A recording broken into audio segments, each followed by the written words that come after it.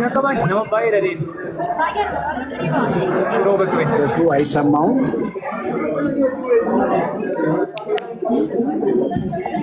ዮሲ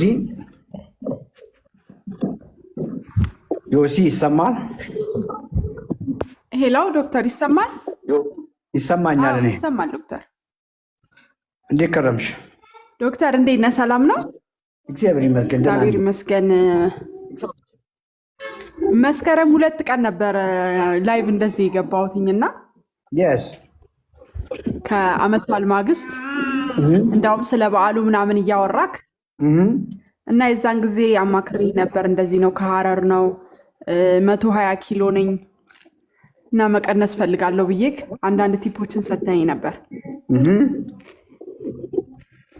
በዛ መሰረት እንግዲህ አንተ ባልከኝ መሰረት እየተጠቀምኩኝ ከ120 ኪሎ ዛሬ ጠዋት ተመዝኜ 88 ኪሎ ደርሻለሁ።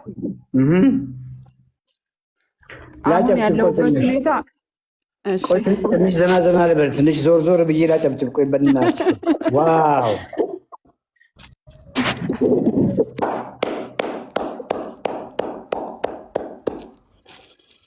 በጣም ነው የማመሰግነው። እውነት የስ ጎበዝ። እኔ ምን አደረኩልሽ? የራስሽ ኮሚትመንት፣ የራስሽ ድካም ልፋት ነው ይሄን ያመጣው። እሺ አዎ፣ በጣም ብዙ ሰው አማክሬያለሁ በውፍረት ጉዳይ። የስ በጣም ብዙ ሜተዶችን ሞክሬያለሁ። የስ በቃ በዚህ አመት ለመጀመሪያ ጊዜ እንደዚህ አይነት ለውጥ እንግዲህ ኦልሞስት ወደ 32 ኪሎ ነው የቀነስኩት። የስ ፋት ነው የቀነስኩት ደግሞ ፋት ፋት ፋት ፋት ፋት። እሺ በዛ ላይ በጣም በሚያምር ሁኔታ በቃ ፀጉሬ አድጎ ቆዳ ተስተካክሎ ልነግርህ አልችልም። በቃ እና አሁንም በእርግጥ ጀርኒ ላይ ነኝ። አሁንም እየሰራሁኝ ነው። ታርጌቴ 75 እስከ 70 ለመድረስ ነው። ግን እንደው አንዳንድ ጊዜ እንደዚሁ ሳስበው ምን ያህል ካሎሪ በካሎሪ መሄድ አለብኝ ወይስ የበፊቱን መንገድ ዝም ብዬ ልከተል? አሁን ይሄን ሁሉ ስታደርጊ ካሎሪ የሚባል ነገር እያሰብሽ ነበር እንዴ ያደረግሽው? እርሺው። ኦኬ አላሰብኩ። እኔ በቃ ለመጥገብ ነው በትክክል ፕሮቲኔን በልቼ ከጠገብኩኝ በኋላ የፈለኩትን ነው አድማ አደርገው እስካሁን። ቢኮዝ ካሎሪ ከዚህ በፊት እኮ ሞክረሻል። ይሰማል ዶክተር? እኔ እያወራሁ ይሰማሽም ድምፄ? ሄሎ ይሰማሻል ድምፄ? የኔ ይሰማል? ሄሎ ድምፄ ጠፍቷል? ዶክተር ይሰማል? የኔ ያንቺ ይሰማኛል። ይሰማል? አሁን ይሰማኛል። እኔ ይሰማኛል ዶክተር። ጉድ። አሁን ምንድን ነው ካሎሪውን እኮ ከዚህ በፊት ሞክረሽዋል ነው የምልሽ። ይሄ ምግብ ስንት ካሎሪ ያለው፣ ይሄ ስንት ካሎሪ ከበላው ይሄን ካሎሪ ካስወጣው ክንቴ እኮ ግራ ተጋብተሻል። እንደዚያ አየሽ፣ እንደሱ አይሰራም። ድምፄ የሚሰማሽ ከሆነ ሚዩት አድርጊ ወይ ሚዩት አድርጊና ተራ በተራ እናውራ። ሚዩት አድርጊ።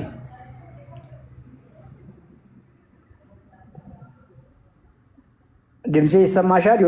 ዮሲ የሚል ዩዘር ኔም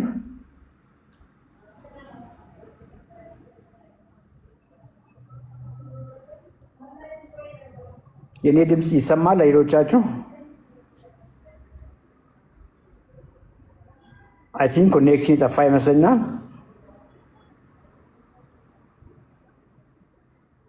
ዮሲ ይሰማሻል? ዮሲ ይሰማሻል? ድጋሜ አስገባዋት ይች ልጅ።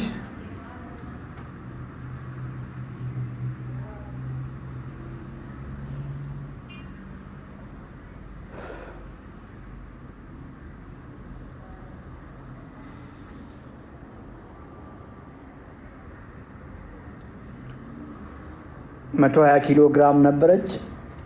ላይቭ ላይ እዚሁ አወራን። አሁን 88 ኪሎ ግራም ናት። ዮሲ ይሰማሻል? አሁን ይሰማኛል ዶክተር። ስንት ዓመትሽ ነው? 34 ዓመቴ ነው ዶክተር። ልጆች ስንት አሉሽ? 3 ልጆች አሉኝ። 3ቱንም በሴስ ነው የወለድኩት። ጎበዝ። ለውጥሽን ሰዎች ጓደኞችሽ ያያሉ፣ ኖቲስ ያደርጋሉ እንዴ? እጅግ በጣም ያው አንዳንዶች ይደነግጣሉ። በጣም በቃ ድራማቲክ ነው የሚመስለው የኔ ለውጥ። በጣም ፊቴ ላይ ለውጥ አለ ምናምን እና እንዴ በደንብ ኖቲስ ያደርጋሉ። አንዳንድ ሰው ያልፈኛል፣ እህቷ መስለሽኝ ነበሩ ላይ ያለ በጣም ፊቴ ያበጠ ነበረ፣ አንገቴ ያበጠ ነበረ። በቃ የሆነ ውልቅ ነው ያለልኝ ማለት ነው። እና ላለፉት 10 ዓመታት 12 ዓመታት የሚሆን ደግሞ በዚህ ኪሎ ላይ ነበርኩኝ የነበርኩት። ዋው እድሜሽ ተቀልብሷላ እንዴ በ10 ዓመት ወደኋላ በቃ ይሄ ከኪሎዬ ጀምሮ እንትን ያለብኝን አሁን እኔ እንደ 24 ዓመት ነው። 10 ዓመት የተቃጠለ ነው። 48 እኮ ዓመት ነበርሽ በፊት። አንቺ 34 አልሽ እንጂ አሮጊት ነው የሚያስመስለው። ማንም አያምነኝም ነበር እድሜ። ሰው ሁሉ በቃ አሁን ኤግዛክት እድሜሽን መሰልሽ ነው የሚለው። በጣም ደስ የሚል ነው። እና ደግሞ ፕሮግረሱን ባየው ቁጥር ያለመሰላቸት በቃ በደንብ እየተጠነቀቅኩ እየጨመርኩ ነው የሚሄደው። ይሄ ነገር ቶሎ ፕሮግረሱን ስለሚታይ ደስ የሚለው ነገር እንደ በፊቱ ዳይቶች አይሰለችም፣ አያደክምም። በጣም ኤክስትሪም የሆኑ ዳይቶችን ሞክሬ ነበር። ኤግ ዳይት ስል የሆነ የሰላጣ ዳይት ብዬ 2 ወር ምናምን በቃ አኒሚክ ሆኜ በጣም ብዙ ችግር ውስጥ ገብቼ አውቃለሁ። እና በጣም አመሰግናለሁ። ብዙዎች መጠቀም ያለባቸው ነገር ነው ይሄ። እንቅልፍሽ ቆንጆ ነው። ላይፍ ስታይል ያድርጌዋለሁ። ልጆቼም በዛ መንገድ ነው የምመገበው፣ ቤተሰቤም በአጠቃላይ።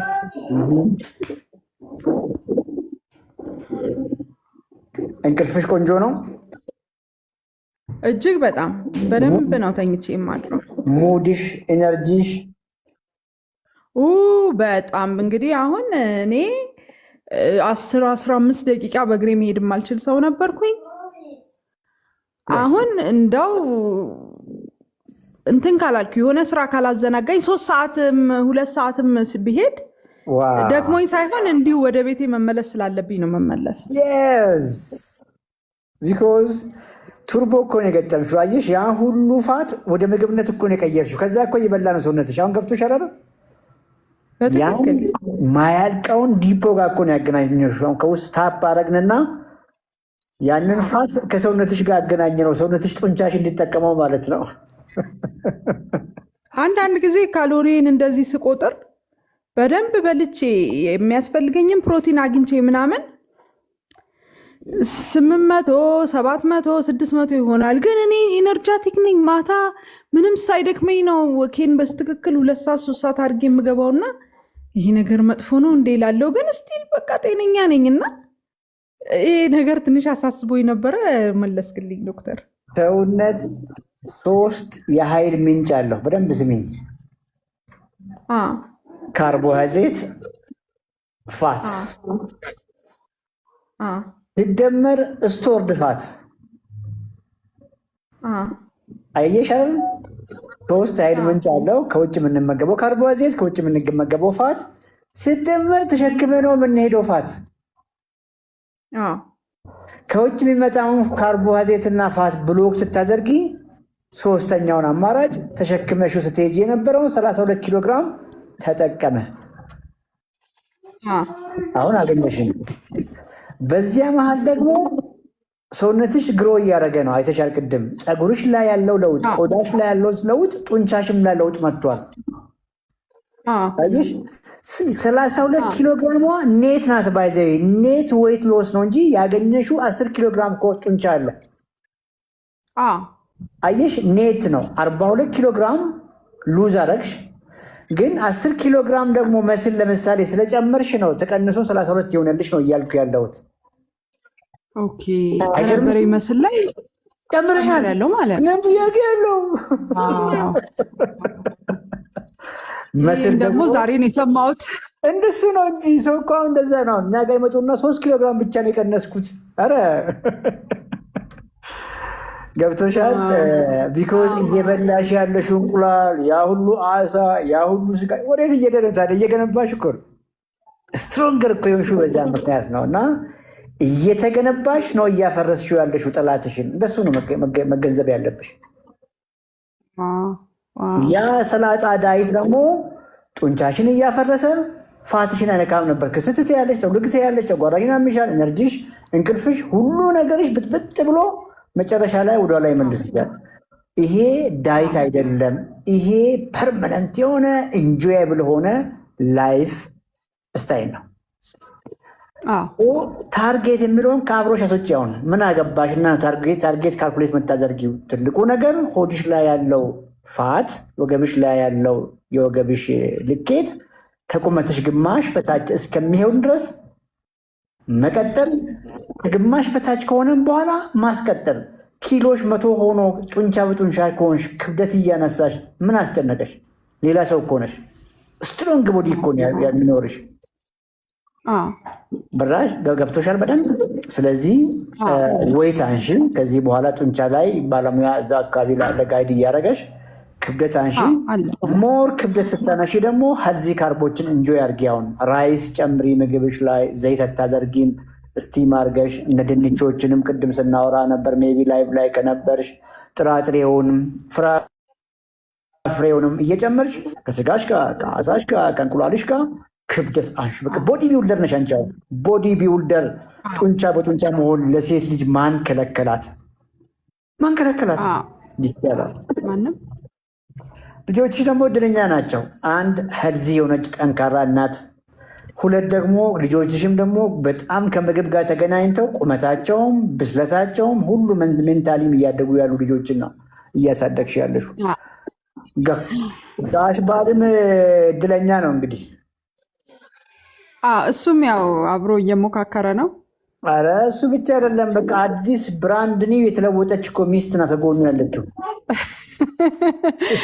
በጣም ነው የገረመው። እሱ ራሱ ደንግጧል። በቃ ማለት እድሜ ልኩም በቃ እኔ ስሞክር ሲያስሞክረኝ ነበር የተለያዩ ነገሮች። አሁን ዘንድሮ እንዴት ነው ብሏል። በቃ እዳ አለብህ ያልከፈልከኝ ብራንድ ኒው ሚስት ተገንብቶ ቤት ውስጥ ምንድን ነው ተብላል እለዋለሁ። ክብደት ማንሳት ባይዘ ቅርብ ጊዜ ነው የጀመርኩኝ። እኔም ካለኝ ጊዜ አንጻር ባለቤቴም ሰሞኑን ጀመረችና እኔ 55 በስንት ትግል ነው 55 ያነሳሁት። ትላንት ወዲያ መጣ 55 እሷ 55ቱን ብድግ አደረገች በአንድ ቀን። አሁን ጉዴ ፈላ ማለት ጀምሬያለሁ። በአንድ ቀን 55 ብድግ ያደረገች ልጅ ጉዴ ፈላ። በደንብ ማንሳት አለብኝ እያልኩ ነው። ዘንድሮ ሴቶቹ አልተቻልንም፣ ቆርጠናል። በጣም ነው የማመሰግነው ዶክተር እንጂ አድርጊ እና በጣም ነው የማመሰግን የዛን ቀን እንደሰጠኸኝ ነገር። እውነት በጣም አመሰግናለሁ። ሁልጊዜ ቀሪ ዘመንሽን የምግብሽን ፋት ተቆጣጠሪ። በተለይ ዘይቱ ላይ ቅቤው ላይ እፍን አድርጊ። እነሱን አየሽ፣ እነሱን ስለበላሽ ስፖርት ላይ ፐርፎርማንስ አይጨምርም፣ ሪከቨሪ አይጨምርም፣ እንቅልፍ አያሻ ዶርማንት ናቸው እነሱ። ኤሴንሻል ደግሞ ፋት ግን እንዳትስቺ። ዝም ብለሽ ስጋ ሳይሆን ሰርዲኖችን፣ ሳልመን አታገኙም። እነዚህ የውቅያኖስ አሳዎችን በሳምንት የተወሰነ ቀን ጨምሪ። የተወሰነ አቮካዶም ሳታበጂ ግማሽ አንድ አቮካዶ ለመጨመር ሞክሪ በየቀኑ። እሺ ዶክተር በርቺ። በጣም አመሰግናለሁ። ሰላም ሁኑልኝ።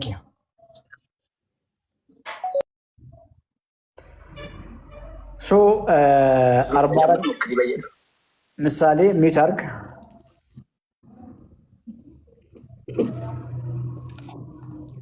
ስትገቡ ሚውት አድርጉ። ሁላችሁም ሚውት አድርጉ። ኦንላይን ነው የገባችው እች ልጅ። መስከረም ላይ ቅድም እንደሰማችኋት 120 ኪሎ ግራም ነበረች። ፊቴ ያበጠ ወፍራም ነበረ። አንገቴም ከትከሻዬ ጋር ኮምፕሊትሊ ፊክስድ የሆነ ይመስል ነበር ከመወፈሩ የተነሳ ነው የምትለን። እድሜዋ 34 ነው። ሰው የሚገምተኝ ግን በጣም አሮጊት ትልቅ ሰው አድርጎ ነበር የሚያስበኝ አለች። መስከረም ላይ ላይቭ ላይ አወራናት። ቤዚካሊ እቺ ልጅ የቀየረችው ምግቧን ነው። ከፍተኛ የሆነ ዘይት ቅቤ የምትጠቀመውን ሀረር ላይ እንግዲህ ጣፋጭ ምግቦች ይዘወተራሉ፣ ካርቦሃይድሬቶች ይዘወተራሉ። እነሱን ኮምፕሊትሊ አቮይድ አደረገች። ካርቦሃይድሬት ማቆም ሳይሆን የካርቦሃይድሬቷን ኳሊቲ ነው የቀየረችው። ስደመር ኳሊቲ ፕሮቲኖችን እንጆይ ማድረግ ጀመረች፣ ሳትራብ ሳትጎሳቆል። ከዚህ በፊት ኤግ ዳይት፣ ሳላድ ዳይት፣ የሰላጣ ዳይት ቅጠላቅጠል ብቻ ሰላጣ እየበሉ ለመክሳት መሞከር የሚባለውን ሜታቦሊካሊ ዲስራፕት የሚያደርገውን የረሃብ መንገድ ሞከረች። ከዚህ በፊት ኤግ ዳይት፣ ሳላድ ዳይት፣ የሰላጣ ዳይት ቅጠላቅጠል ብቻ ሰላጣ እየበሉ ለመክሳት መሞከር የሚባለውን ሜታቦሊካሊ ዲስራፕት የሚያደርገውን የረሃብ መንገድ ሞከረች። አሁን ግን እየታደሰች ፀጉሬ ለመለመ፣ ከለሬ የተለየ፣ አንገቴ ወጣ፣ ፊቴ ልጅ ሆነ። 32 ኪሎ ግራም ፋት ኢማጂን አድርጋችኋል ጋይስ? እንግዲህ ይሄ የገባው ብቻ ነው የሚገባውና 32 ኪሎ ግራም ፋት ተገላግላ ልጆቿንም ላይፍ ስታይላቸውን ቀይራ የተሻሉ ምግቦችን እየመገበች ነው። ባለቤቷንም እንደዛው። የእሷ መንገድ ለሁላችሁም ይሰራል፣ ለሁላችሁም ይሰራል። ስንፍና ካለ ምንም ማድረግ አልችልም እኔ ቢኮዝ ፕሪንሲፕል እንጂ ማስተምራችሁ ፈጽሞ ላጎርሳችሁ አልችልም። ወክ ላደርግላችሁ አልችልም። ክብደት ላናሳላችሁ አልችልም። እንቅልፍ ልተኛላችሁ አልችልም። ኦኬ እንዳትጨነቁ።